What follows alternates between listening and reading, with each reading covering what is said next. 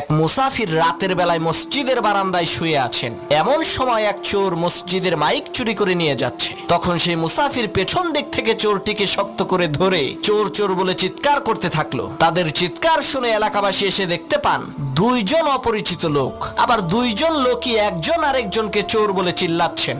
আসলে চোরকে সেটা তো আর এলাকাবাসী জানে না। তখন এলাকাবাসী এই দুইজনকে এলাকার মাতব্বরের কাছে নিয়ে গেল। মাতব্বর বললেন, তোরা দুইজনেই চোর, তোদের শাস্তি হলো সকাল পর্যন্ত তোরা দুইজনে আত্মহত্যায় মারা যাওয়া এই লাশ পাহারা দিবি। আমরা কেউ এই লাশের কাছে থাকবো না। তাদের দুইজনকে লাশের পাশে বেঁধে রাখা হলো। তখন মুসাফির বলছে, আল্লাহ, শেষকালে তুমি আমারে চোর বানাই দিলা। আর সেই চোর বলছে, তুই আমারে ধরলি কেন বল? এই কারণেই তো তুই চোর হইলি। তখন সেই লাশ বলে উঠলো, পাইছি রে পাইছি, আসল চোর রে পাইছি। লাশের কথা শুনে চোর আর মুসাফির প্রচন্ড ভয় পেয়েছে। তখন লাশ বলে উঠলো, আমি মরি নাই, মরার ভান ধরেছিলাম আসল চোরকে ধরার জন্য।